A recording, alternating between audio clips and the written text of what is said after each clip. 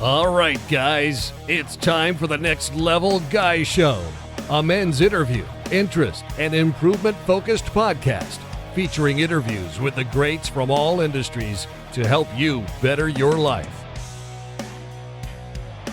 Each week, a new episode features an interview with one of the greats, covering all aspects of their story, from life hacks to tips and protocols that have allowed them to live life on the next level. We then highlight concrete action steps that you can use to improve your life. And now, your host, Ian Dawson Mackay.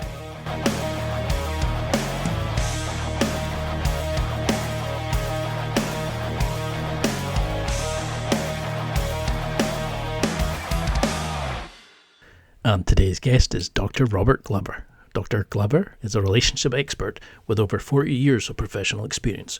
He's the author of 4 books, including the groundbreaking No More Mr. Nice Guy, and he's the founder of Integration Nation, an international community for men. And in this interview, we break down why being nice isn't the goal you should aim for, and how to be true to yourself and live life as the real you. And now, let's get to the interview.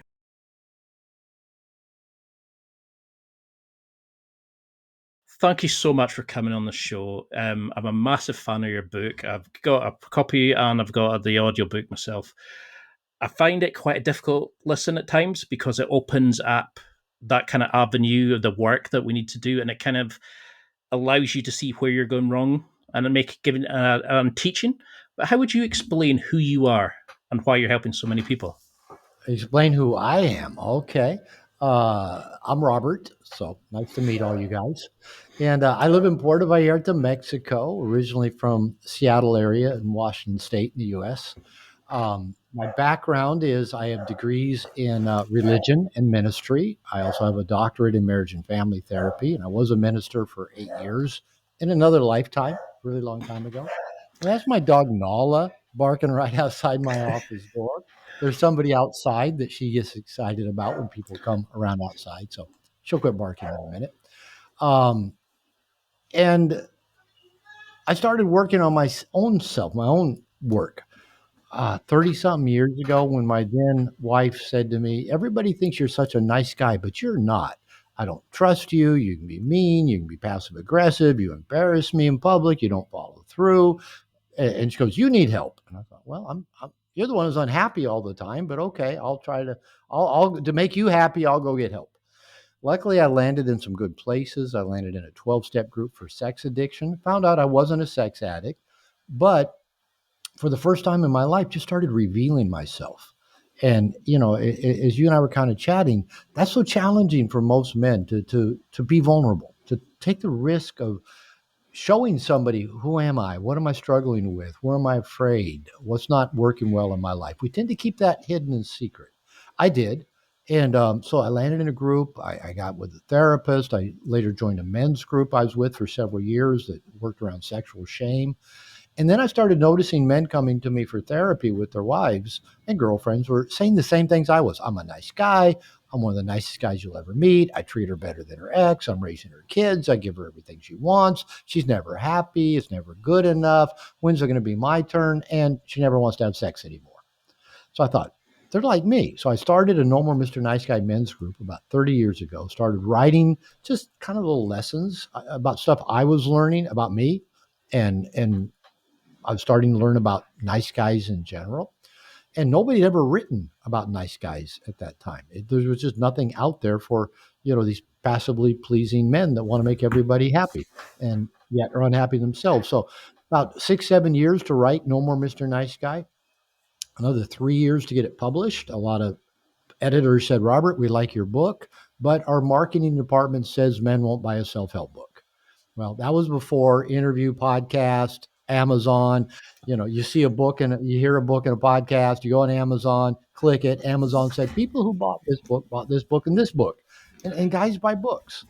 So that's 20 plus years ago that No More Mr. Nice Guy came out. And to this day, I'm still working with men. I love working with men, still working on myself, still, finding new and interesting challenges in life. And, so that's my story. That's who I am. That brought you up to date, for the last 40 years to today.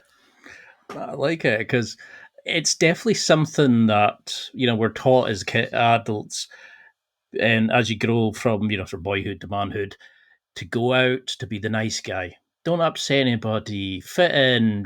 Just be well behaved. Show respect, etc. But everybody misunderstands the title of the book. That it's not nice guy in that sense. There's more sort of sinister undertones to the nice guy. What what is it about being a nice guy? I know you're probably fed up answering this question, but what is it that? I've never been asked that question before. Never been asked, who am I and what's a nice guy? Yeah, even if I'm kind of talking about who am I, I'm thinking, yeah, how many podcasts have I talked about that on before? And I thought, people watch very many of my interviews. You're going to hear a lot of the same things, which I know is true. The nice guy thing. Yeah, the title is kind of an interesting paradox. Number one is that, people might pick up the book and say, what's this, a book teaching men to be not nice? There's already enough not nice men out there. And, that's a typical interpretation. And then another interpretation is, what's wrong with being a nice guy? I would have asked you the same thing 35 years ago. I would have told you, I'm a nice guy. I'm one of the nicest guys you'll ever meet. And I thought that was a good thing. I was trying to be different from my father because my mother raised me to be different from my father. So I thought that made me a better person. I'm not selfish or narcissistic or angry or controlling. I'm trying to be different than all the quote bad men I've heard women complain about. Oh, men, they just want one thing. Back in the day, it wasn't toxic masculinity, but there was the same message during the angry feminism of 60s and 70s that I grew up with. Yeah, every man's a rapist. An erection's a sign of aggression. It's just all this, don't be that guy, right? So, and I grew up in a fundamental Christian church. Be a good man, be kind, be caring, be gentle, be passive. Don't be selfish. Don't put yourself first. Don't rock the boat, and repress your sexuality. That was a big part of it too. Hide your sexuality. Sex is bad. Sex is dirty, evil, and sinful. So save it for the one you love. That paradox seemed to be lost on most people. So, the whole nice guy thing is, a nice guy is a guy who is trying to do two things: become what he thinks other people want him to be, so he'll be liked and loved and get his needs met. So he's very chameleon, kind of like, lick your finger, hold it up, see which way the wind's blowing. Okay, I'll be that. I'll do that. I'll look like that. I'll behave in this way, perform in this way. Then I'll be liked and loved, and I'll get my needs met. The second thing that a nice guy is trying to do is hide anything about him that might get a negative reaction. So if I do something and you frown or you scowl or you get angry or you walk away from me, oh, that was wrong. I did the wrong thing. And so nice guys end up hiding a lot. Their needs, their wants, their opinions, their feelings is a big one, and their sexuality is huge. Because we think, oh, if somebody sees that I'm a sexual guy, or that they know that I look at porn, or I'm turned on by young, attractive women. Oh, no, people will think I'm disgusting. So nice guys are walking through life, in a sense, by being really inauthentic. You can't really trust a nice guy. Who is he really? What does he really think? What does he really feel? What does he really want? What's he really up to? You don't know. And so that makes it really challenging to be in a relationship with a nice guy. He won't say what he wants. He won't set a boundary. He won't ask for it. It's just, and nice guys lie a lot. We tend to think a nice guy wouldn't tell lies. But if you're trying to become what you think everybody wants you to be and hide anything and get a negative reaction, you actually have a little lie coach in your head that says, tell it this way, or leave that part out, or misdirect their attention, or bring up that good thing that you did, or just, look like you don't know what they're talking about when they say it. That lie coach is coaching us all the friggin' time. Okay, that's not a nice guy, right? That's not a nice human being that's constantly thinking of what lies do I need to tell in order to go along and not get in trouble, not have consequences, not have anybody mad at me, not have anybody leave me. And all of those often add up to nice guys really not being their true selves, not asking for what they want, not expressing themselves. And then they use something called covert contracts, which we can talk more about. It's a giving to get. And nice guys, because of all these patterns, often end up being pretty resentful, and passive aggressive. And passive aggressive just means indirect, roundabout, unconscious expressions of anger. We can actually be out and out mean. When we don't get what we want or get our feelings hurt, we can be pretty hurtful to the people around us, all the while thinking I'm a really nice guy. So there's a lot of pieces, especially in interpersonal relationships. But another big piece is nice guys often are huge underachievers. We often fail to live up to our full potential for various reasons, either because being successful will put us in the spotlight and we'll be too visible and people might criticize us or have a higher standard for us. We think we might make other people feel bad if we're too successful, or we'll maybe, rise too much above the family standard we grew up with. And that will, make our family, oh, who do you think you are? That kind of thing. So, and we get so caught up in codependent relationships, fixing other people, helping other people, solving other people's problems, that has a real good distraction from taking good care of us, solving our own problems, living up to our full potential. So these are just, a clump of the things of what the problem is with being a nice guy. And as you know, I dive into these very early in the book, probably first, second chapter. I start talking about what's wrong with being a nice guy, because I want to establish up front, not that nice guys are bad or wrong or evil or anything like that. I'm a recovering nice guy. But just to kind of be the big stick upside the head, all the while we think we're being nice and building up credit in the bank for being all our nice credits. Nobody should ever get mad at us, leave us, call us out. People should like us.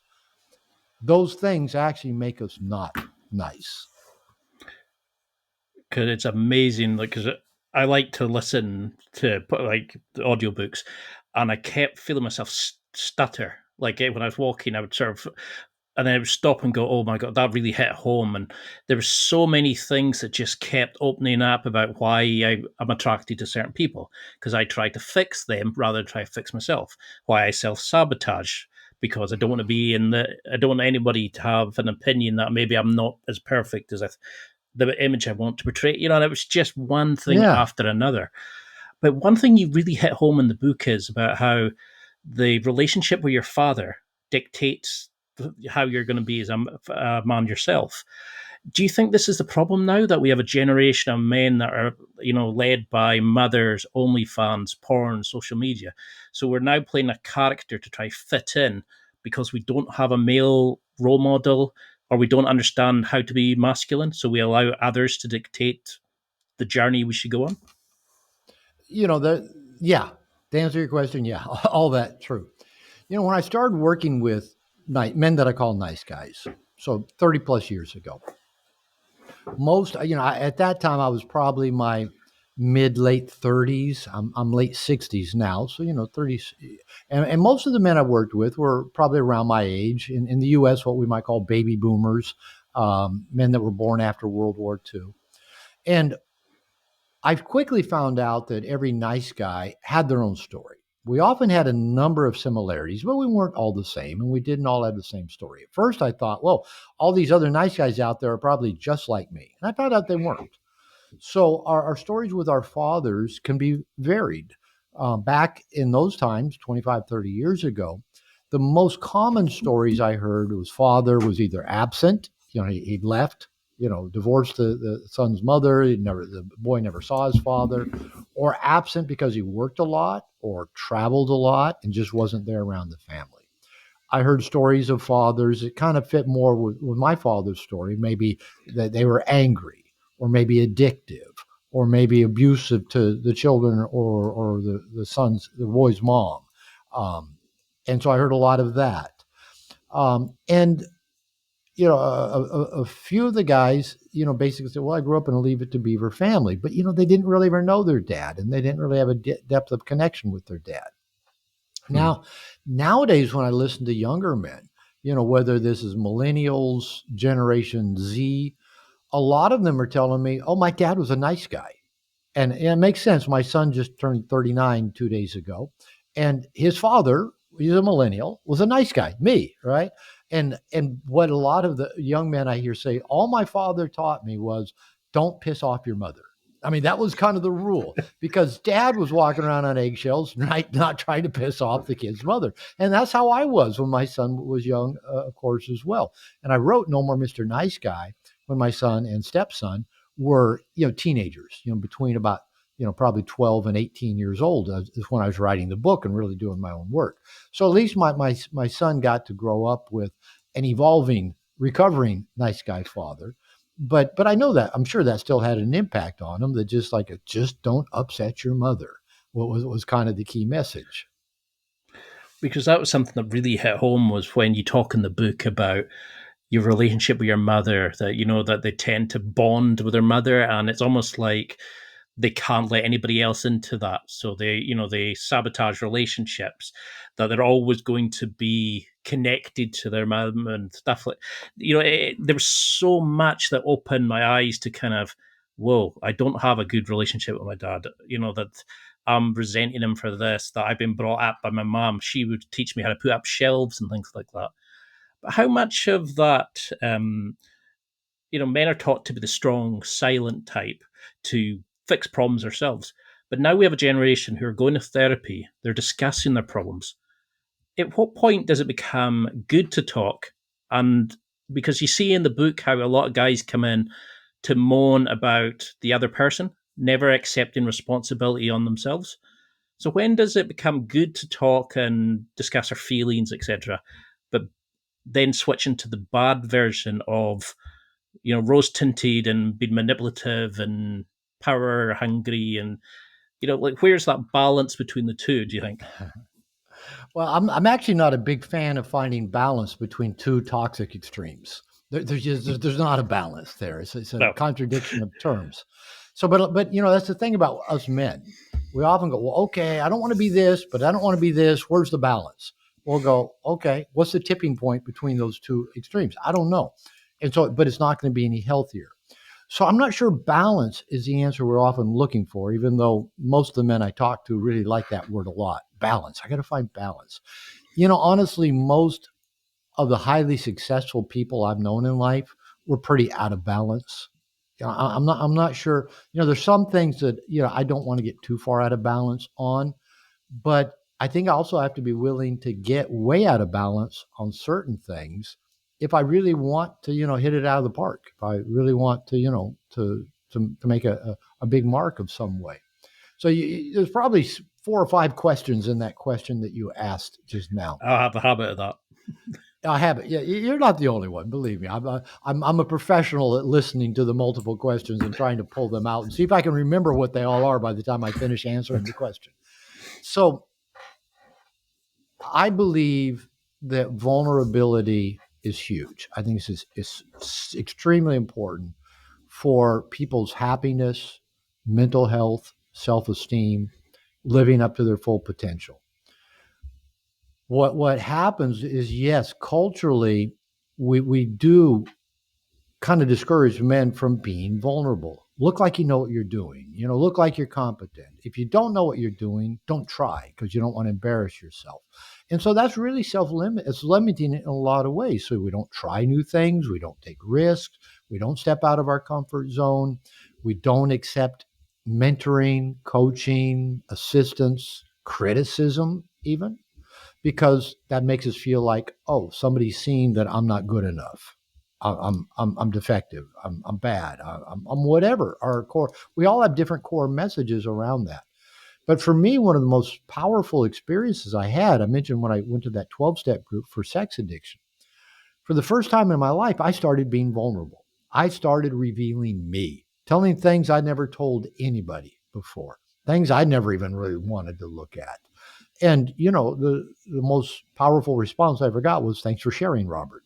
And I got into therapy and started revealing. And my therapist would just look kindly and say, well, let's explore what that's about. And I was in a men's group, and we dove into sexual shame. So we're sharing kind of the deep, dark stuff most people don't ever get around to sharing. And then when I realized nobody rejected me, nobody thought I was evil, nobody attacked me, and that actually found out I was actually pretty normal, maybe pretty tame, actually. And so that was so powerful to have that vulnerability. And for example, I do workshops, a few times a year. I'll do a workshop here in my office, usually about 8-10 guys. I've started a men's program. It's an international program called Integration Nation. I've been working with men, like I said, for 30 plus years. And what I found that if you can give men a safe place to just tell their story, talk about them, that is contagious and that other men then open up and want to reveal.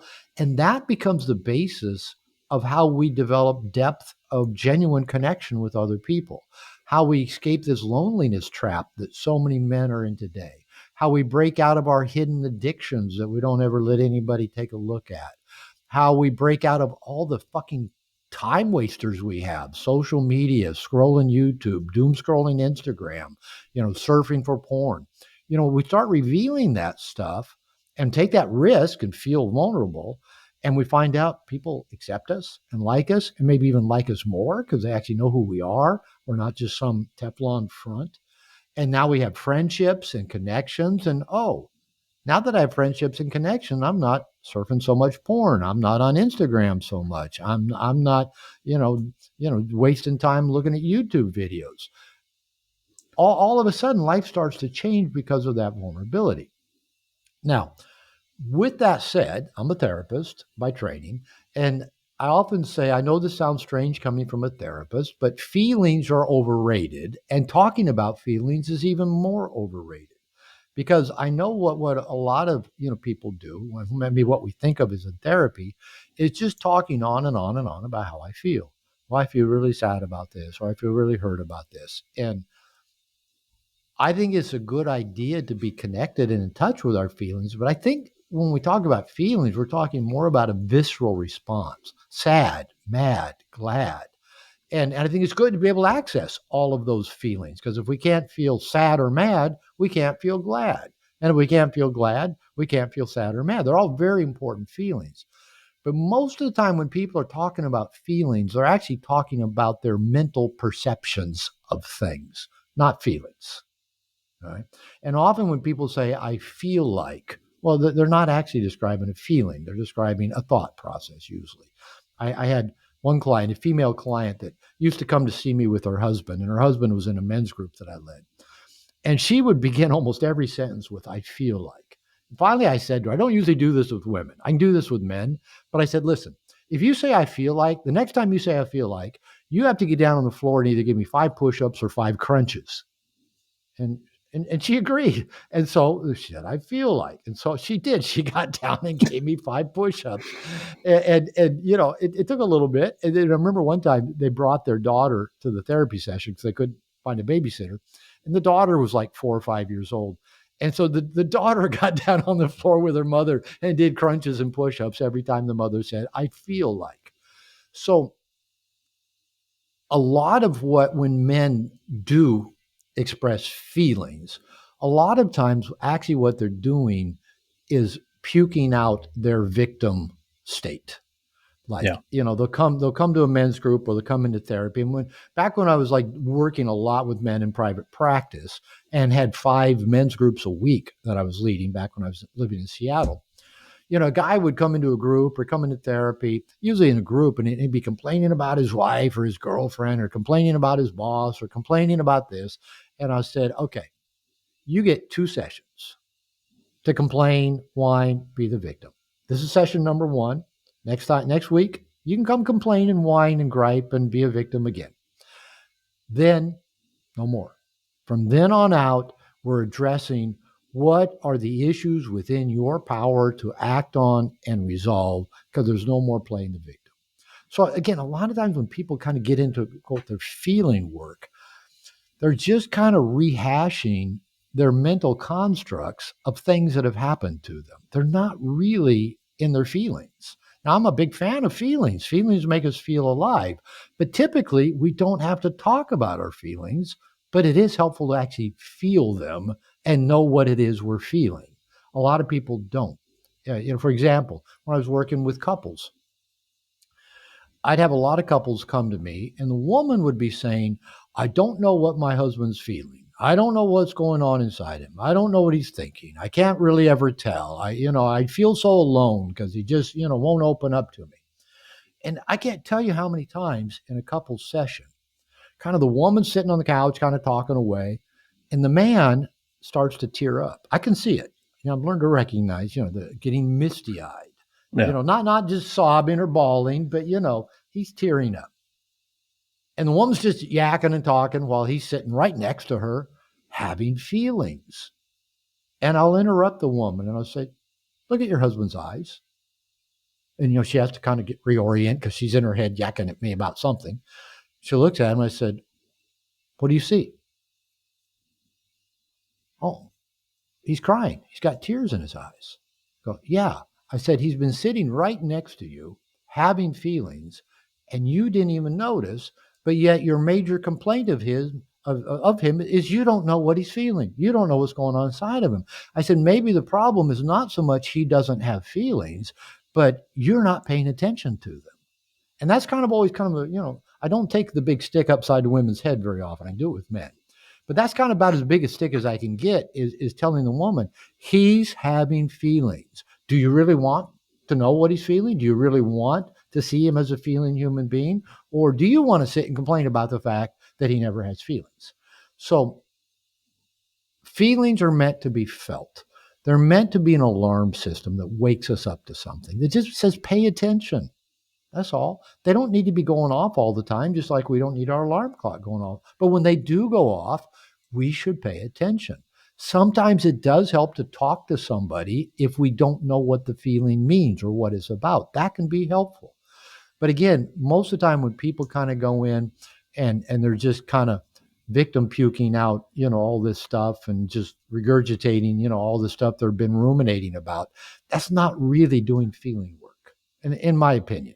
No, I definitely agree with that, because when I did talk therapy years ago, it was fine at the start, and then you just kept that victim mentality up by talking about it, going round and round the houses. There was never any action. It's only when I started doing CBT and actually taking action, I noticed a difference. And that's what I liked about your book, was that you got the reader to actually identify and challenge their behaviors. I think it was Carl that you mentioned, where you were on about using his car for the external validation. How he would always use it. Always had to be super clean, and his daughter always had to be really cute, and all that kind of stuff. Well, I mean, I'm exactly like that, but I'm being the joker, so I'll make silly jokes. And it was when you were talking about that couple just now, I was thinking about times where I've analysed what to say and how to say it, and how to, rewriting things in my head before I would speak.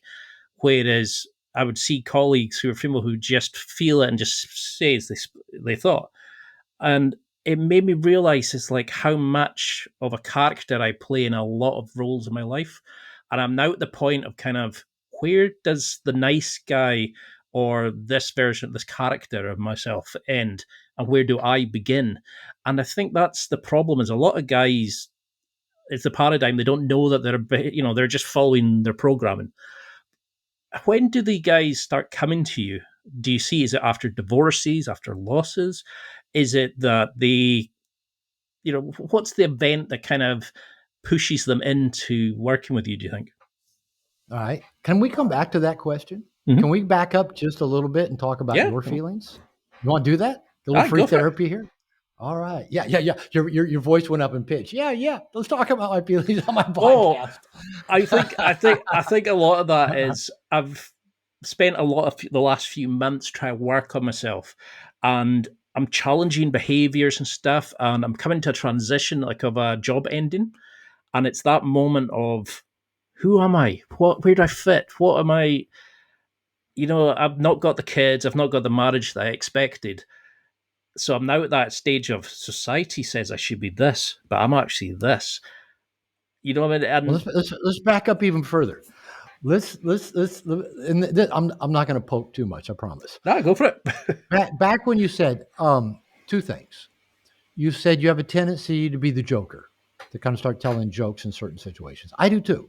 I realize that in certain situations when my anxiety state goes up, a new or novel situation, I'll kind of get jokey, right? Another piece you said is you have this tendency to kind of start overanalyzing, what should I say, or what should. If you and I were working together, right? If I was your coach, your therapist, I would actually take those two pieces of information. Those are valuable information, because you, like most of us, have been taught, Well, I say in No More Mr. Nice Guy, nice guys are uncomfortable with two kinds of feelings, our own and everybody else's, right? Because feelings represent out of control, the unknown. Yeah, I might get hit. I might get spanked. I might get scolded. I might get ignored for having feelings, right? That's painful. If you're a little Mhm. child and you're having a feeling and nobody gives a fuck, nobody notices, that's painful. So you learn, oh, I don't want to go there. That hurts too much. So we all learn, all of us, we all learn do things to distract ourselves from our feelings. Even talking about feelings can be a distraction from feeling our feelings, right? Yeah. So if we have a little picture of ourselves, know ourselves well enough to know when we are distracting ourselves from uncomfortable feelings. And for some of us, all feelings are uncomfortable. A lot of guys I work with are uncomfortable being happy. Oh no, this feels weird. I can't walk around being happy. It might make my girlfriend feel bad because she's unhappy all the time. And if I'm happy, that's not.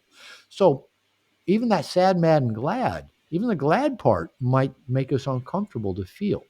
But if we know what we do to avoid feelings, like maybe seeming really intelligent and smart to avoid feelings, maybe being the joker to avoid feelings, maybe, being bravado or trying to make a good impression to avoid feelings, or maybe clamming up and not talking at all to avoid feelings. Maybe, there's various ways we all can do it. So, what I would say to you, for example, if we were working together, I'd say, okay, next time you notice the clown in you's come out, the jokers come out.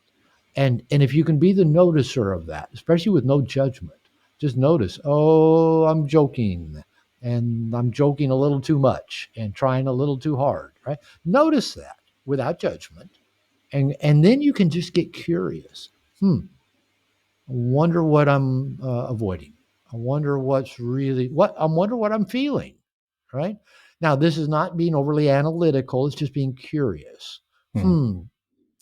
I think I'm just uncomfortable in a new situation with people I don't know.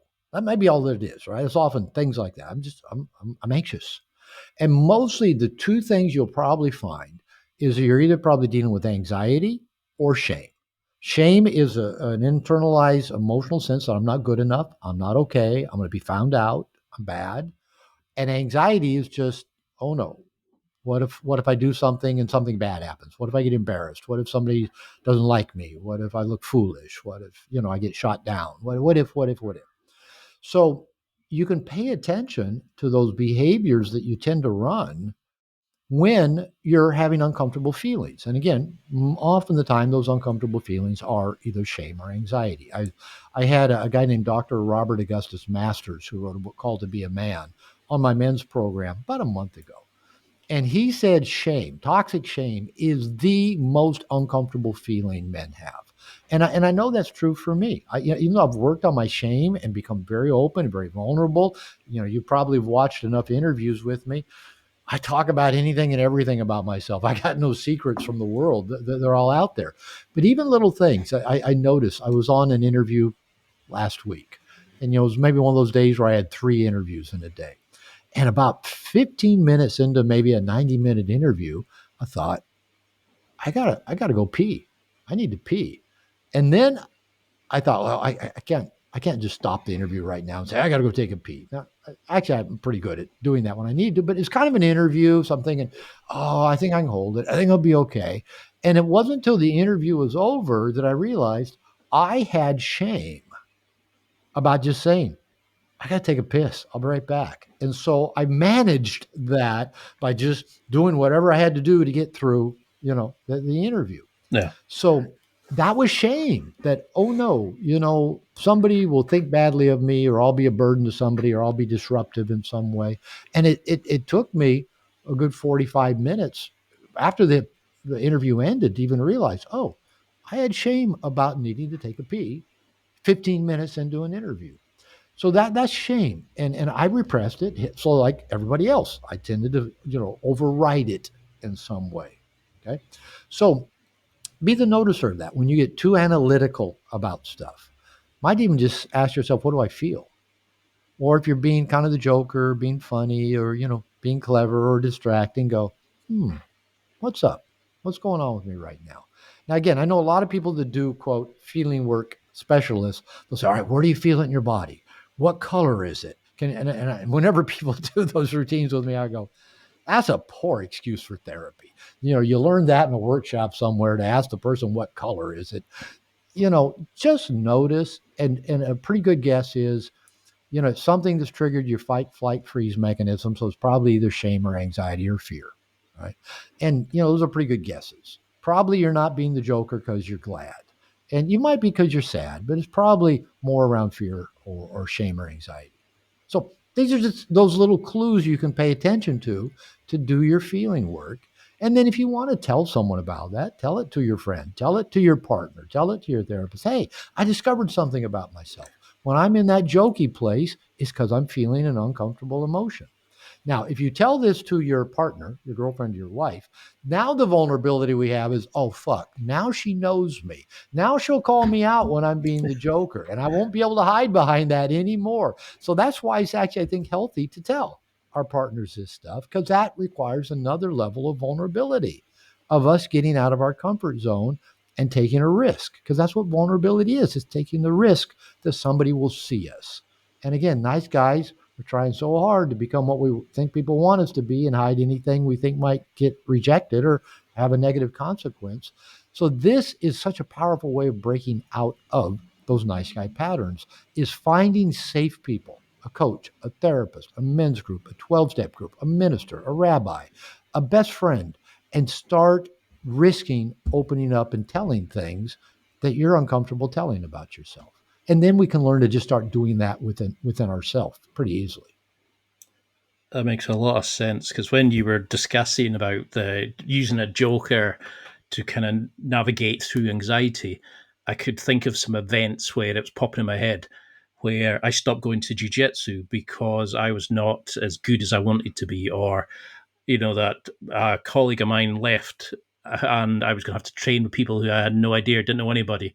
And suddenly, instead of having a fail-safe person, a safe person to train with, I was like, oh no, I might have to be shown up by new people. I don't know how to Mm-hmm. connect with men anymore. I went out for a night out a few weeks back, and when I realized like how much I tried to control the scenario by how very analytical the questions I write are, rather than just letting interviews flow, for example. I went out for a night Yeah. out the other day, and we were sitting a bunch of us, and they said, "Oh, why are you not come back? Or what about you going to?" I think it was, "Why am I not going backpacking or something around the world with the money I'm going to get off in this payoff?" And I said, "Oh no, I could never do that. I've got really bad social anxiety." And they said, "What? I would never have said you've got social anxiety. You're on a podcast, you're up speaking to 30, 40, 80 odd students at a time. And I think you're talking at your arse, like making a joke of it." And these were friends I knew from work.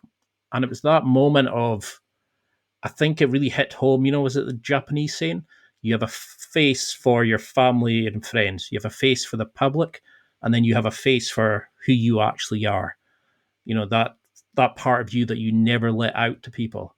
And I think that's when it really hit home of, people see me completely different than I personally see myself.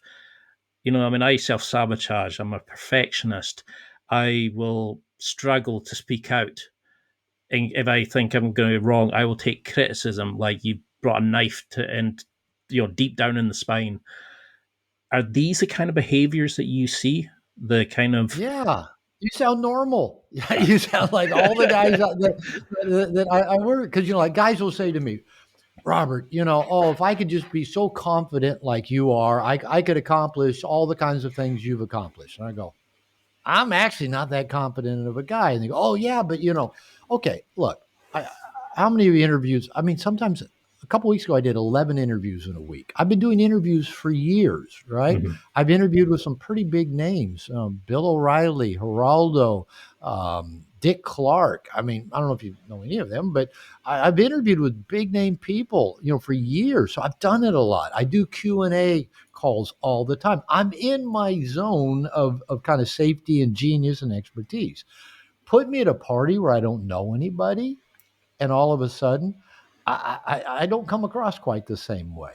All right. So we all have these kind of vulnerabilities. We all have our insecurities. And of course, we're all doing our best to, hide them from ourselves and hide them from people we know. I mean, we're all doing that. And that's the beauty that I love about, if you came over here to Puerto Vallarta, Mexico for a weekend workshop and you're in here with 7, 8 other guys, everything you just shared about yourself, Friday night, it's all just why'd we come here? What do we want to get out of the workshop? What's going on in our life?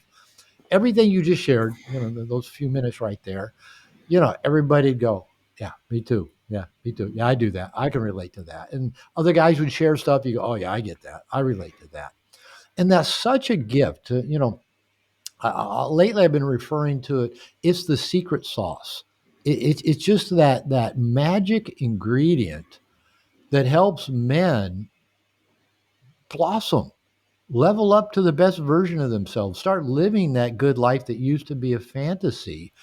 It's not near as complicated as we think. We think it, comes from thousands of hours of reading self-help books or watching, YouTube videos that tell you how to do this or do that or do that. I mean, how many videos do you need to watch to learn how to get strong pecs? Or, how many videos do you need to watch to learn how to approach a woman? I tell guys, you probably have enough information to take bold action in your life right now. But gathering more information is a lot easier than taking bold action. So Feels I'll give them safer, more doesn't it? information. Oh, it is safer, right? Bold action is scary. Well, It's it feels like risky. you're doing something, and doesn't it? Yeah, it's an illusion of doing something, but it's not. So when guys get together and open up and say, "I'm scared," or I have social anxiety, or I spend too much time looking at porn, or my marriage just sucks. When they get together, not in that complaining, I'm a victim, but just real, like this is where I hurt. This is where things aren't going well in my life. That is the secret sauce where men open up to other men, be supported by men, be held by men, be encouraged by men, be held accountable by men. All of those things is what allows us to start leveling up and changing the situations that we're in. Because the way I look at it, our male ancestors, all spent the majority of their lifetime around men, very little time around women. I know probably seems strange, but men spending significant amount of time with women, even a girlfriend or a wife, has not been the norm other than maybe for the last 60 years, since World War II, really. Because No. in World War II, men went off to fight this great war, and somebody needed to build the bombs and the airplanes and be the nurses and make basically keep the war machine running. That was the women. They most of the time they'd been in the home taking care of kids. The guys were out in the fields or in the factories doing what they did. Very little time spent, even with your partner. Now all of a sudden, men and women were working together in the same workplace. War ends, men come back. Many of the women went back to being homemakers, but many stayed in the workplace. Feminism comes along. Now more women get degrees than men, and there's probably more women being successful in the workplace than men are. I'm not saying that any of that's good, bad, right, or wrong, or we need to revert back to anything. All I'm saying is that throughout all of human history, except since about the last 60 years, men spent most of their time with men. And that's where we learned how to work as a team, is where we got, through men kidding each other, teasing each other, busting each other's balls, lifting each other up, pulling each other through, cutting each other down. All those things that we men do with each other is to sharpen us and give us a band of brothers and help us live at our very best and do our very best job at things. Nowadays, we don't have that, right? Men hang out. I call it men hang out in the nursery. A guy, I don't even know if a guy even has to have a job anymore. Most men, can kind of get by. So they got their smartphone. They can look at porn. They don't have to talk to, a woman. They don't have to be in a relationship. They can watch. They can binge on Netflix. They can surf the internet for shit they don't need. Like I said, they can waste hours on Instagram and YouTube. They can smoke a lot of dope, drink a lot, go do a lot of plant medicine. Whatever it is that they do to distract themselves from actually fucking getting out in the world and living up to their full potential, living with purpose, living with passion. I'm not being judgmental. I love men. I love working with men. But it is so easy now just to sit and let information get pushed at you, on your phone, that why would you go do anything if it's easy? I just get pushed, look at all this great information getting pushed to me on YouTube. Look at all these hot women on Instagram. Look at all this great porn I can look at. Why would we get out and do anything? So I think we men need that vulnerability with other men for men to be able to say, hey, Robert, hey, Ian, you're kind of wasting your life. Hey, doom scrolling on Instagram. What's that getting you? Spending 2 or 3 hours hiding away looking at porn. How's that working out so far? And it with love and support to actually level up, because that's when we get happy, right? Those feeling states again, happy. For men, we get happy, I believe, when we have the depth of love and connection with other men. I don't think women tend to make us happy. I mean, I'm talking about the heterosexual men. We think the right woman is going to make us happy. But I often ask men, think about your past relationships with women. This is not a criticism of women, by the way. It's a misperception we men have of women. I'll say, look at your past relationships. How many of them made you more happy than unhappy? And, if you go through every single relationship you've been in, at some point, they must have made you more unhappy than happy because you're not in them anymore. Yeah. Right? If they were making you more happy than happy, you'd probably still be in them, and so would the woman. Right? Now, this is true whether you're gay or straight. But we have this expectation that women are going to make us happy. But they don't. They really don't. I've been married 3 times. I've been a marriage therapist for 40 years. That's a false impression we put on women, that they're going to make us feel loved and whole and complete. I get those feelings from men.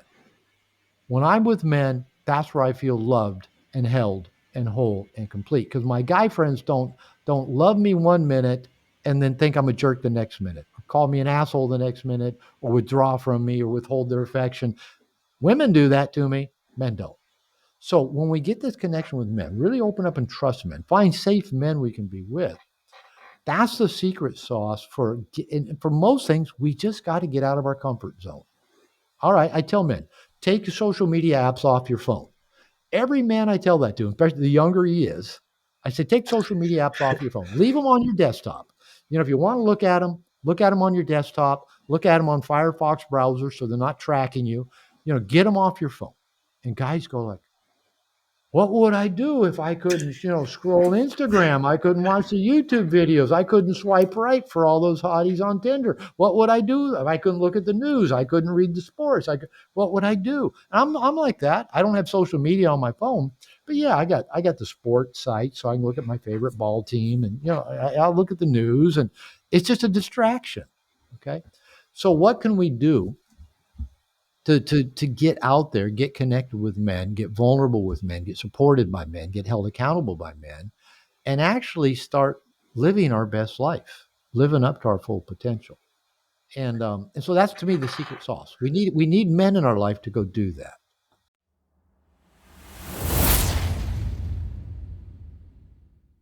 It's time for a quick break.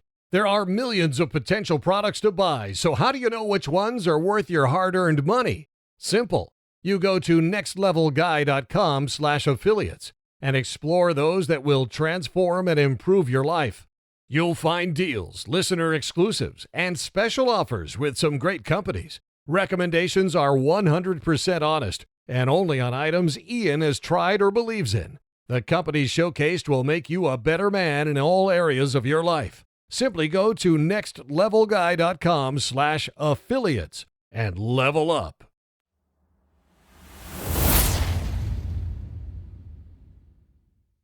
Because I think there was a study, I'm trying to remember who did it, but it was something like 72% of the people who responded had said they barely had any male friends or had a best friend. They had no real connections outside of their wife, their kids, their job, or whatever it was. And I thought that was terrifying. And then I realized that I've just come 41 back in November, and suddenly I'm looking out, barely knowing anybody. I could probably count 5 people at work that I get on okay with. All the other people are married, kids, settled down. And suddenly you think, life's passed me by. This is the end of the world. What am I going to do? And you feel that tightening of the chest. You think like, oh, what's the point? And I can see why men tend to commit suicide more, because we haven't got that safe place to not even to vent, to be open. How, and the book you mentioned about how the importance of male friendships, the groups, etc. How do we find these safe people? People that you can be open, and how do we get over that initial, oh my fucking god, I can't say that. I've done this really bad thing in my past. Yeah. If I said I hit my wife, or I did this, or I did whatever it was, how do we get over that initial, even if it's good, but I'm terrified of my Even job. bragging about ourselves, right? Yeah, Yeah. hey, I got the promotion, or hey, I lost that weight I've been trying. Yeah, we even hesitate to do that, right? So this is a good question. I'm glad you asked, because this is kind of really what I'm all about, is helping men find community, be in community with men, because I believe in it. I did the majority of my quote nice guy recovery work early on in men's groups, right? And whether it's 12-step group, whether it was just a men's therapy support group, um, I just, the studies you mentioned, there's probably multitudes of studies out there talk about how lonely and isolated men are. It does lead to deteriorating health. It does lead to shorter lifespan. It does lead to suicide, leads to addictions. It leads to all kinds of problems. And I was just reading last night an article in the Seattle newspaper online. I was on my phone reading news about a runners club up in Seattle that meets every Sunday, and it's a runners club for black men. And there's just black men get together, and it said it's not just about running; it's about their overall health and wellness. And like some of these black men were saying that, a black man running through some neighborhoods can get you shot. I go, Yeah. that's a shame. And but that's not my life experience. But I thought, you know, that would make a man, close down, right? And they said they get together and run as a group. I think there's like 400 of them in this runners club, and I don't know if there's all 400 of them on any given Sunday running through a park, 4-mile loop. And it said that they talk about their life, their work, their relationships, their struggles. They have camaraderie with people who understand. I thought, I want to go join that runners group, and I go, well, they're not going to let me in because I'm a white dude, but because I don't have their same shared experience of the world. But I thought, but I want that, right? I want that. Doesn't matter if it's a black runners club. There's somebody turned me on to a group in the UK a year or so ago. And I'm going to get the name wrong, but it's something like Andy's Club.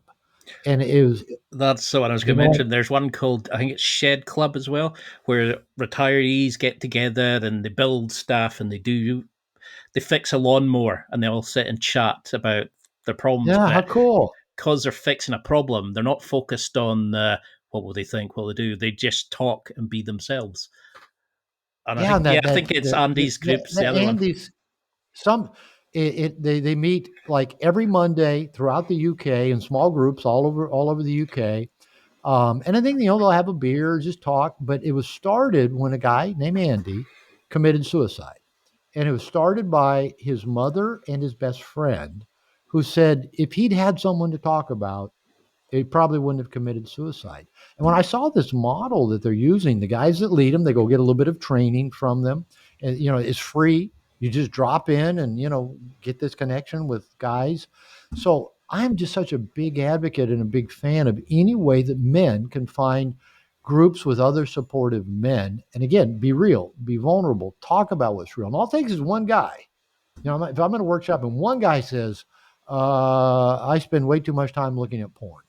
Now all of a sudden, 4 or 5 other guys, me too, me too. They might not have ever said that if that one person hadn't. Now they can open up. They feel safe. I'm not going to get, people aren't going to look at me like I'm bad or a pervert. So I'm a believer in this. So like 7 years ago, I just married my wife. We'll come up on our 8th anniversary this November. She's Mexican. I'm living in Mexico. I'm learning Spanish because she doesn't speak English. And so I'm living in a foreign country, foreign culture, working at home. Everything I do here is in my home, in my house. Uh, I didn't have a lot of guy friends here. When I was single, living in a different part of town, I had more men that I knew. Most of them were gay because it's a very gay part of town. But I had guy friends there that I'd connect with. And I was thinking, I have maybe one and a half good guy friends in my life, and I'm kind of struggling in my new marriage. I feel lonely. I feel isolated. And so I was leading a workshop. I think I was up in Seattle actually leading a workshop. And one of the guys in the workshop, I shared, I need a men's program. He said, I just joined this men's program with this guy who studied with David Data for 12 years. And we have these retreats. And I go, sign me up. I'm in. And I started working with that coach. I joined his program a few months later and did it for 5 years. And now I went from having maybe one and a half good guy friends in my life. I got 25 to 50 men I could call up, and in a heartbeat, they'd get on an airplane, fly down here, and be here for me. I didn't have that 6 years ago. And I tell you what, it's transformed my life. My life has changed. I'm in the best health of my life. I'm now as lean and fit as I've been in 25 years. I've launched a new company in the last year. My marriage has improved dramatically. I travel. My businesses are well. Financially, I'm doing well. Everything in my life has just multiplied since I joined a men's program 6+ years ago. Right. So I'm a believer of it. That's why I launch men's programs. I'm trying my best. That's why I launched Integration Nation. It's my men's program international where men from around the world can get on a program. Like today, every Thursday we've got a call. Right? I did it earlier today, my time.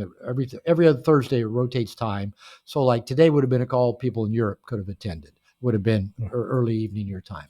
And today I got to do an interview with a guy named Dr. Orion Taraban, who's got an interview called Psychax that I've been on. And he's really popular, just wrote a book called The Value of Others, talking about the sexual marketplace. And it was so much fun having him on that call and talking to him and having all these men on there and asking him questions. And, I just love building community for men because when I started my own journey, back when my ex-wife said to me, "You're not such a nice guy. You need help." There wasn't much out there. There was like the Robert Bly, Iron John, mythopoetic, go out in the woods, beat a drum, have a talking stick, and say ho. That's about all there was. Maybe there were a few more things, but that was fairly pre-internet.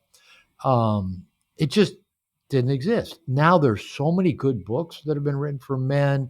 Now there's so many men's coaches, so many, I get invited to a lot of interviews, and usually I ask the interviewer, who's our audience? And they go, it's men 25 to 45 interested in health, personal development, entrepreneurship. But, it's kind of like the same gig.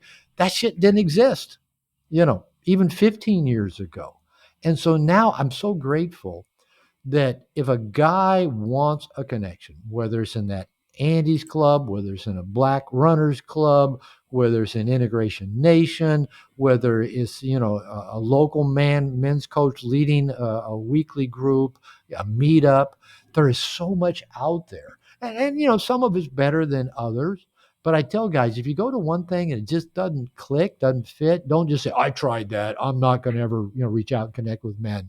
There's so many different programs, so many different people, so many different skill sets, so many different layers of ability. Keep looking, because I promise you, I'm the happiest when I've got good men in my life. I'm the most productive when I have good men in my life. My marriage is its best when I have good men in my life. I used to tell couples that when they'd walk in my office for marriage therapy.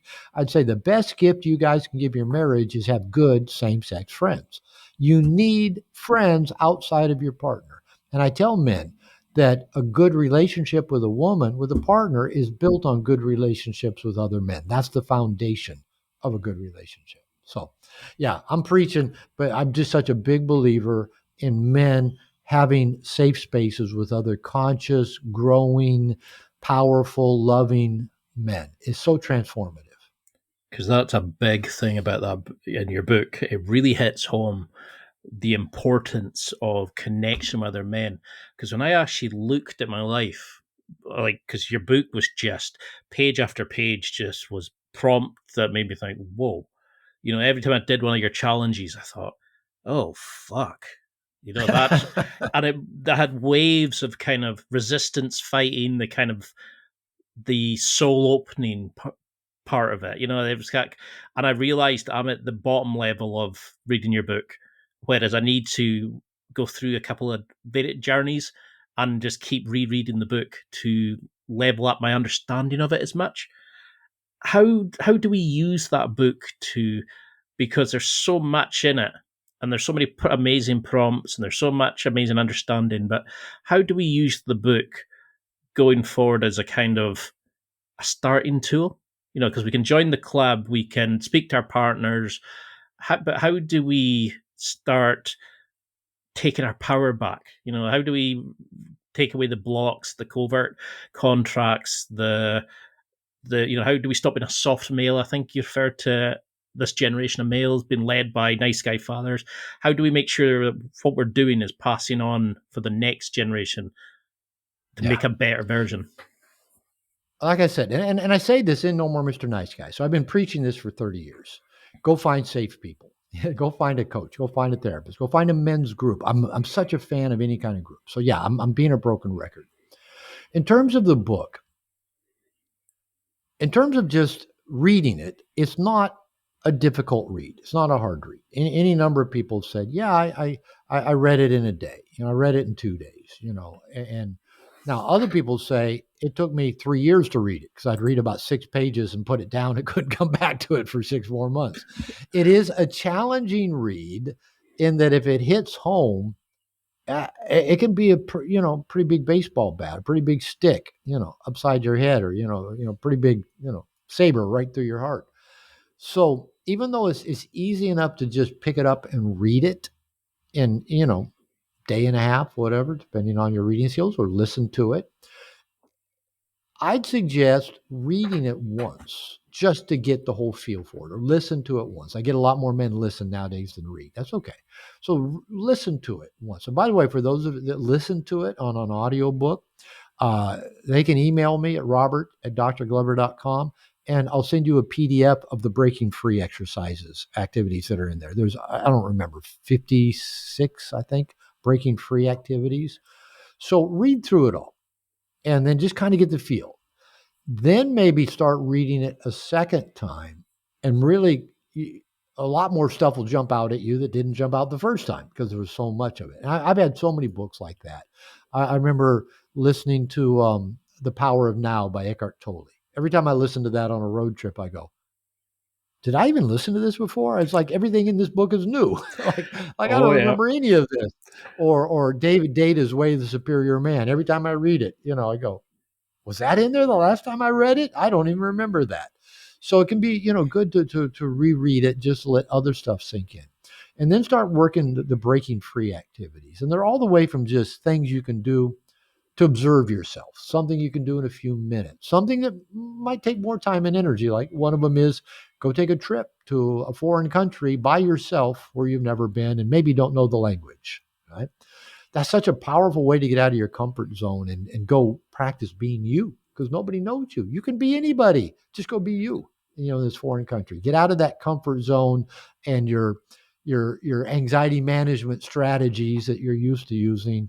And so there's all kinds of different activities. And my suggestion is get a partner, get a buddy, get in a group, get somebody and work the exercises together and talk with each other about what you're experiencing. Because I say to nice guys all the time, you did not become a nice guy in social isolation. You're not going to break free from nice guy syndrome in social isolation. We guys, we really do. We want to just read the book, watch the video, listen to the audiobook and go, okay, I got it. I can change all this. Again, it goes back to we don't want to be vulnerable. We really don't want to be seen. But I really do think, again, that's the secret sauce. And it is the thing that will most challenge us. So don't just read this book by yourself and think you can break free from the nice guy syndrome. I wrote the book. I've been working on me for 30 years. I've been working with thousands of nice guys. I've been in my own men's programs. I still need support of other men. I've got a men's group that I've been in. I started it 7 years ago with 7 guys. We just had a call yesterday. We talk every other week. We've been doing so for 7 years. We're committed to be in this for life. When we started it, we said, let's do it for life. And so I still need these support systems because this stuff just keeps coming up in different layers and different ways and different manifestations. And so I need my brothers, I need my bros to help me do this. So I'd say do the breaking free exercises, but have at least one person that you're sharing it with. And you'd be surprised. I've had so many men tell me, they go, I've got a friend or two that I know are nice guys. And they'll say either, should I give them the book? Or they'll say, I gave them the book and they read it and they go, thank you, man. This saved my life. So oftentimes I've found guys start, in a sense, their own kind of little men's group by just giving the book to one, two, or three of their buddies that they think would benefit. And the buddies are now going, yeah, let's talk about this. This is good stuff. And there's just this natural thing that men do want to talk about this once they get once their eyes are opened to how their nice guy patterns have been existed and where they came from and how they're getting in the way, and they see there's a different way to do this stuff. They do want to talk to other men about it. So yeah, that's even just a great start right there. If you share the book with a friend or two, I have a guy say, last workshop I led down here, one guy who'd already been here before came back again with his brother and best friend. He brought them down here to come do the workshop. So you can start your own little group with just people you already know. I love that idea. I'm definitely going to do that because there were so many times I would have this little prompt or this kind of understanding. And then as I listened to the ones about relationships with partners or other men, I would start seeing, oh, wait a minute here. Like that person's behavior is that. Or I can understand now where they came from when they did X, Y, or Z. How then do we, as we start making the changes, if we do fuck up and we make the slip, or if we do, try, how do we establish boundaries? How do we take the partner off the pedestal? Because you talk a lot in the book about if it's male or female partners, it doesn't matter. You have the guy that stayed with another guy because he tried to fix his alcoholism, but he knew that he couldn't. Female that she just treated him like vermin until he stood up for himself. And it was actually that he thought would get rid of, would scare her away, was actually the thing that made her more attracted to him. How do we start creating this? Because there seems to be a balance between dealing with the toxic shame and creating, like going out and creating a new life for yourself. And a lot of guys will do all that, join the group in that. But how do we actually tackle that toxic shame and create these new setups to stop us falling? And what happens if we do fall? Yeah, there's 3 or 4 or 5 questions in that question. 20. The toxic shame. Yeah, toxic shame. I don't know of any other way to release toxic shame other than finding safe people. Could be a coach, could be a therapist, could be your minister, like I said, could be a men's group, 12-step group. But find safe people and take a risk. Share something about you you're uncomfortable sharing. And that's how I started out. And then when I realized the people in those safe groups handled it well, they didn't judge me, they didn't shame me, and then they shared reciprocally their own shame. That's very powerful when somebody else shares their shame as well. And you go, okay, we may not all have the same story. We may not all have the same shame, but we all have shame. And I don't judge them, and they don't seem to judge me. So it's a great way to start releasing that. So again, we do need the safe people to do it. Now, in terms of the slips, the falling back, expect that's going to happen. Kind of part of our masculine perfectionism is, all right, I better get it right. I better get it right the first time. And I better not make that mistake again. But you know what? I tell people, this is as an example. I got a PhD in marriage and family therapy at 29 years old. I was already in my first marriage at that time. I've been married 3 times. I've had a number of other relationships that didn't end in marriage. And even with a PhD in marriage and family therapy, I bumbled my way through every relationship I've had. I mean, nobody's born being an expert on relationships. Some people get to view healthier relationships in childhood, and so it kind of sets them up to have healthier relationships. Most of us don't get to view a healthy relationship. And in some ways, especially early in life, if we get into relationships, getting into a good relationship is almost more luck than anything else. You just lucked into a person that you got along well with and you communicated with and you liked each other. That's a lot of luck. Now, I think there are ways to actually work at this and getting more conscious, but I found that most people don't get around to creating conscious relationships till they're maybe in their late 30s or 40s. It kind of takes a while to learn what you want and learn what you don't want. I've often said every new relationship I've ever gotten into showed me something new that I didn't know I didn't want in a relationship. You have to think about that one for a minute. But every relation, you think about your past relationships. You get into one relationship and it kind of unfolds and there's good things about it or you wouldn't have been there. But there was probably at least one thing that just was a killer. It made it impossible to live with that, be with that person.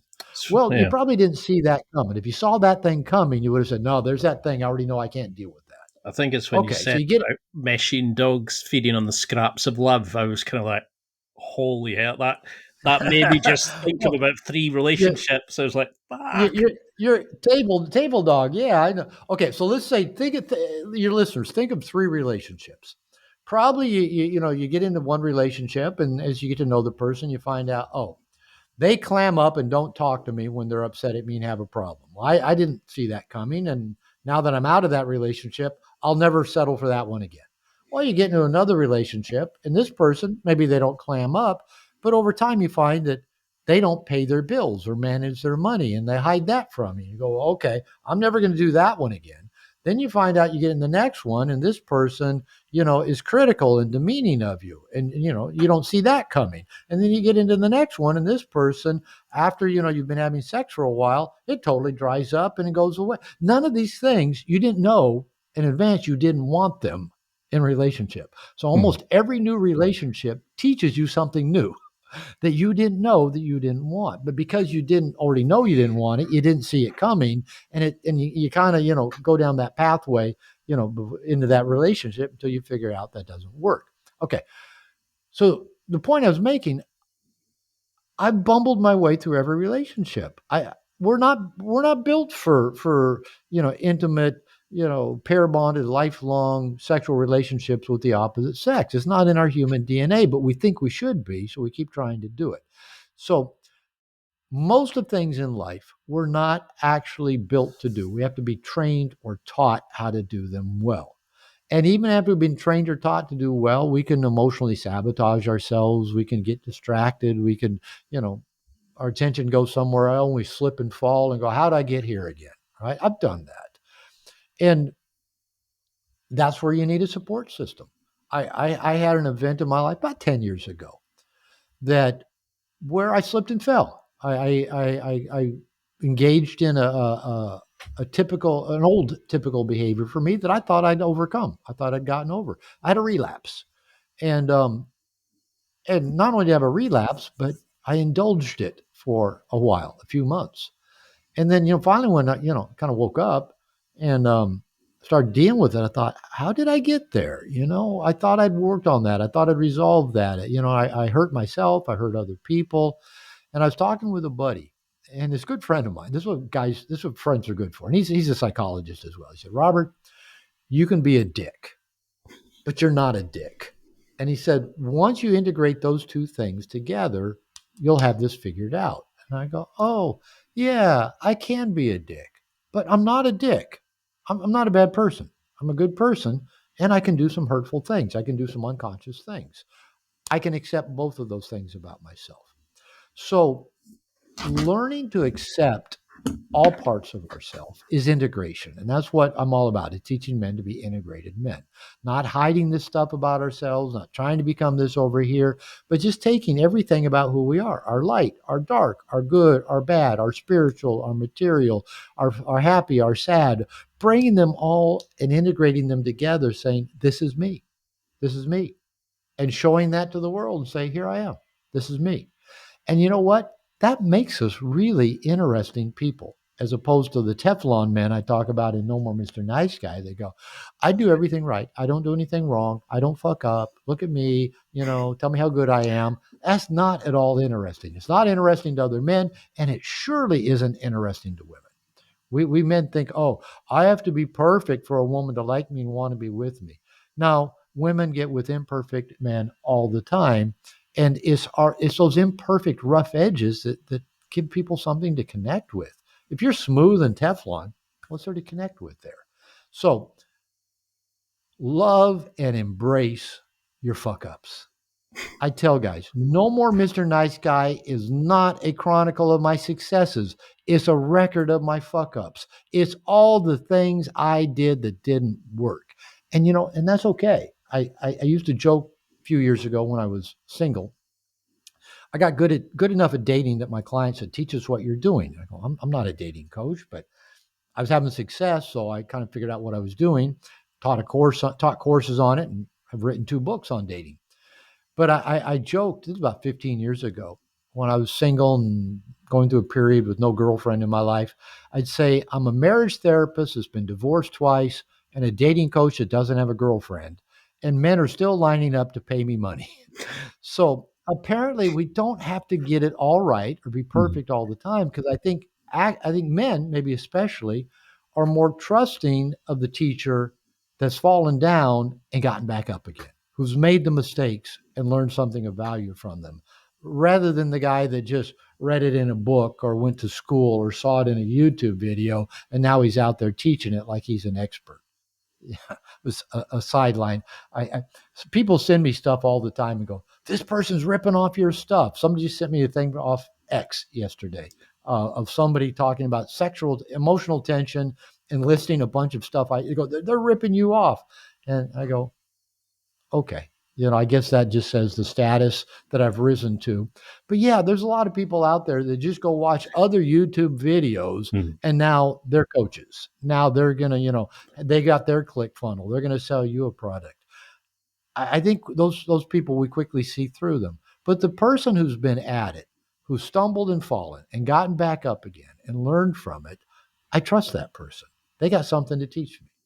So kind of going back to your question, I think we have to work at not being judgmental of ourselves for not being perfect. Let's embrace our faults. There's no mistakes, only learning experiences. And I think if we live that way, we're going to learn a lot. We're going to get our advanced degree in the school of life.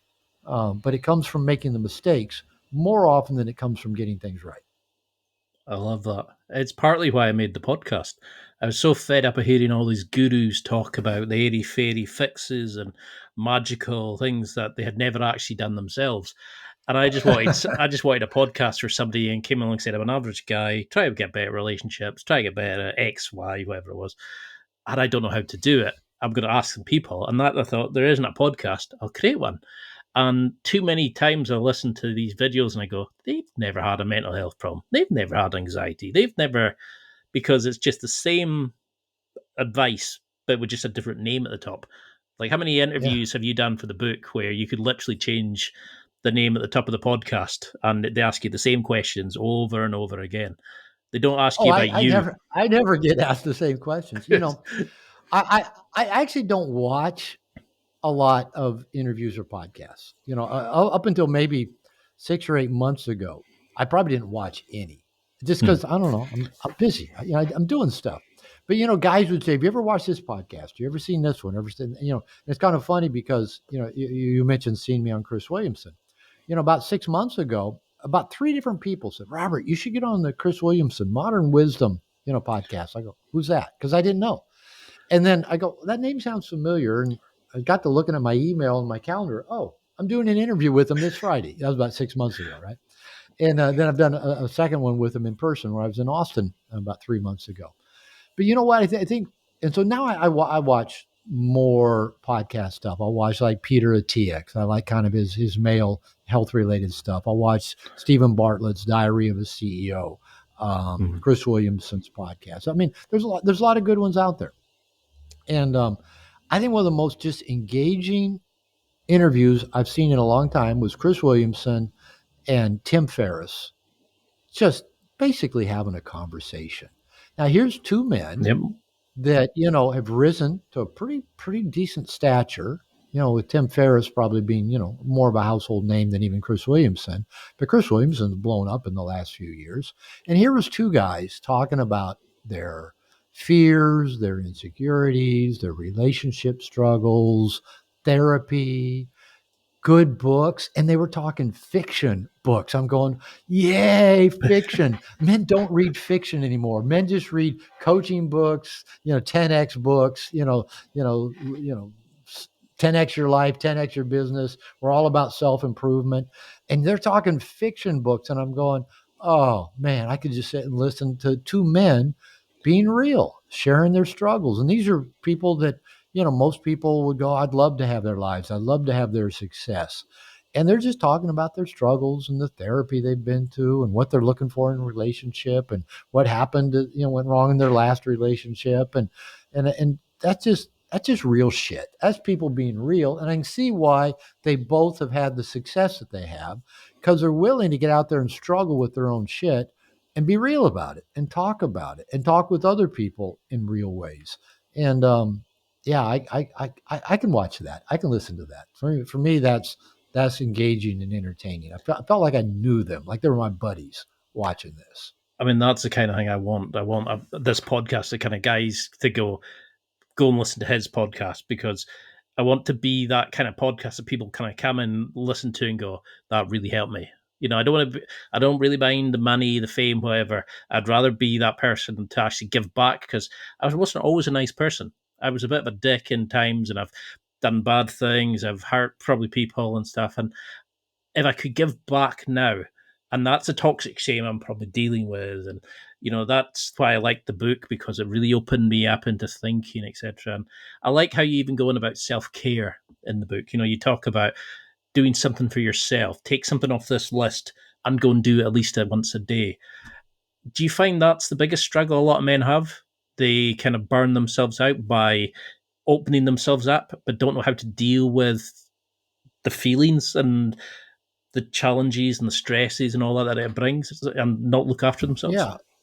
Well, yeah, let's talk about self-care. And then as my own personal self-care, we'll maybe wrap up with that, because I have to take care of myself before the next interview I do in a few minutes. I was going to say we've got about 10 minutes.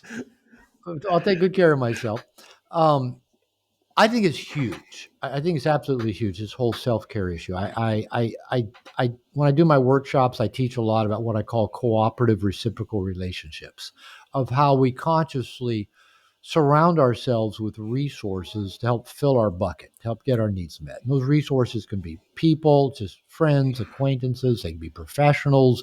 They might be your accountant, your attorney, your therapist, your coach, your personal trainer, your chiropractor.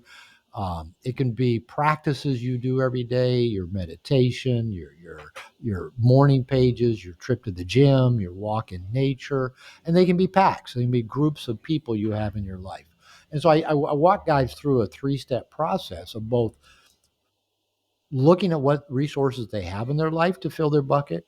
Second part is, what resources could they use? Do they need? Kind of like, when I said I need a men's program, it was in the process of teaching that unit in a workshop that all of a sudden a men's program showed up. Just back in April, the workshop I was leading here, I said, I was doing that same practice. Page 2, I need a nutrition coach. 2 guys in the workshop said, I know a nutrition coach. One was a personal trainer that knew one. Another was a guy that was working with a nutrition coach. I hired that person's coach, former professional competitive swimsuit competitor, and a master's degree in gerontology. So she works with old guys like me. And I've been working with her for 3 months. And like I said, I'm as lean and as strong and as healthy as I've been in 25 years. 25 years ago, I did a 90-day Body for Life competition, 9% body fat. I was 25 years younger then too. And so I added a nutrition coach to, my resources in my life. Page 3 of this practice is what you have in your life that is no longer either cooperative or reciprocal. What do you need to either have a conversation about, cut out, just move it out of your life because it doesn't serve you. This is an ongoing process. I tell guys, do this every 6 months, this little practice. And because we spend so much of our time giving to other people, might be giving to our boss at work. It might be giving to friends. It might be giving to a partner, giving to our children, just giving. And we're giving from an empty bucket, because our bucket needs filled daily. I get up and I start my day before anybody else in my house is up. I go sit. Yeah, here I can sit outside year round. So I sit at a table that's kind of under a little roof right next to my swimming pool. But on a good day, my dog's down there with me. She's gotten kind of lazy, so she likes to stay up in the bed near where my wife is.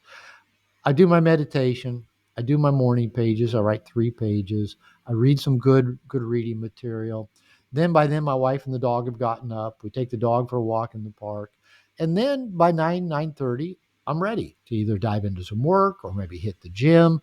So the gym will either come earlier or go later, depending on my schedule. And then I'm ready to work for the next 6, 7, 9, 12 hours, whatever the day may look like. But in there, sometimes, like before I got on this call with you, I went upstairs and put a little hot pad over my eyes and just laid on my bed for 10 minutes.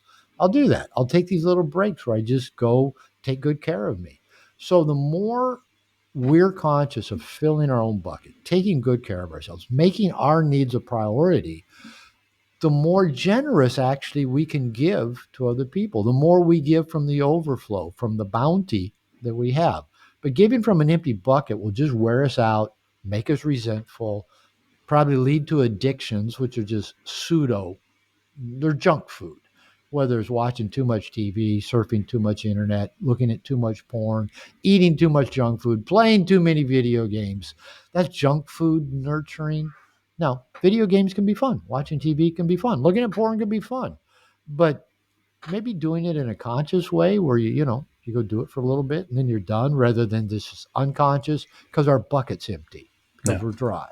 So fill the bucket up with healthy resources. The meditation, talking to a good friend, going for a walk, playing with your dog, talking to your partner, reading, taking a nap, just eating healthy, getting into the gym, things that fill your bucket up. Then you got a lot more to give to other people. And and you can do it for a lot longer. Like I said, I'm 68 and I still have plenty of energy and plenty of drive. And my dad retired at 55. I can, but he had a blue collar job. It was a more of a physical, tiring job.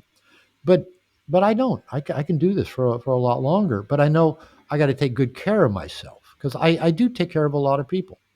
I've got a home, I've got a wife, I got 2 stepkids, I've got a son, I got a granddaughter, I have a dog, I have hundreds of men that I work with. I've got my coaches that work with. I got a lot of people that I give to, so I got to give to me, and so that's a high priority. So yeah, I think men that can make us really uncomfortable because we think that makes us selfish, it makes us bad. No, it makes us mature and loving, and gives us something that again we can give from the overflow. It's a good answer because I cannot thank you enough for this book because it started me in a journey where I felt completely lost to now actually thinking I understand where I'm coming from. So I'd like to do a second one later on where I'm maybe along the journey a bit more and I've kind of understood more of the prompts and the challenges and it'd be interesting to see because I can feel a bit of resistance in myself sometimes, going, "Oh, I don't know about that." Oh, da, da. And it'd be good to see how it shapes as I start going along my own journey and find my own safe people, etc. But what do you want people to take from this? You know, is a sort of way of summarizing this because I could tell them to get the book. It's life changing. It's one of the best books I've listened to and read for. I've got about that much I, highlighter through it. I hear that a lot. Guys show me their books. It's all yellow highlighted. Guys will say, I've read every self help book, but this is the first one that spoke to me. Now, if you're not a nice guy, it's not going to resonate. But if you're a Mhm. nice guy, it connects all the dots. You finally go, oh, it all makes sense now. All those other self help Yes. books, I just read them, felt inferior, felt like, well, I'm doing that, or I'm not good enough, or I just try harder. They read No More Mr. Nice Guy. Oh, they relax into it. So, yeah, I, I'm proud of the book. It's most books don't stick around very long. It's been around 20 plus years and still going strong. My royalty checks get bigger every year, so it's Very well deserved. uh, still helping a lot of people, men and women around the world. I'll just keep going back to, you know, don't overthink this. Don't try to figure out some big plan to start But yeah, if you haven't read the book and it resonates, get the book and read it. Go watch. I've been talking shit about social media and YouTube. Go on YouTube and watch videos that I've done. If it resonates with you, go find a men's group, a men's program. Check out Integration Nation, integrationnation.net. Go to my website, drglover.com. I have courses, I have workshops. Integration Nation is my legacy. It's what I hope to leave behind, a worldwide men's program where men can go do this work with other good men and not feel alone, no matter where they live in the world. So there's resources out there. Don't do it alone. Challenge yourself to go find a friend, 2 friends, a 12-step group, a men's group, Integration Nation, whatever. Just go find some other men and risk being vulnerable. Take a chance, right? Reveal yourself. Go slow with it. Check and see what the people do with it. Do they handle your what you reveal well? Are they reciprocal in what they reveal? Are they supportive? Go slow with it, but go do it. Go do it. I love it. And for how can people keep in touch, follow along the journey? You've mentioned the group, but how can we, are you doing clients on? How can we find you on social media? Perfect time. You probably won't find me on social media. Now, Integration Nation does have social media accounts, and I do have a YouTube channel where I post videos on. Just started that a few months ago, and we just reached 1,000 subscribers yesterday, so that was fun. Congratulations! Fun. But I'd say go to drglover.com, drglover.com to find my courses, my podcast, my workshops. Go to integrationnation.net and just check out my men's programs, a membership program. We have over 55 calls a month that men in the program can access. And just I've got a lot of great certified No More Mr. Nice Guy coaches working with me. I'm on a call every single week, every Thursday. Like I said, we have great people that come on the show. Dr. Warren Farrell recently, Dr. Robert Augustus Masters, John Wineland. My mind just went blank on a good friend of mine. I had Sean T. Smith on there. Like I said, I had Mark Manson 2 weeks ago.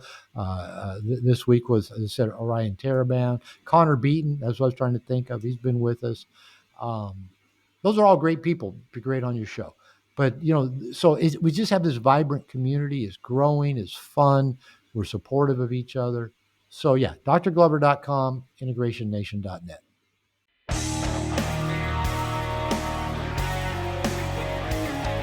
Well, that's it for another week. And thank you for listening. It's now time to take what you've learned and use it to develop and enhance your life with the key points mentioned. Listen, try it, embrace it, use it, and crush it. Now's your time to hit that next level in your life. If you liked this episode, then please leave a comment on the show notes or a review of the show on your podcast platform. Everything helps evolve the show. Until next week, keep seeking the next level in your life.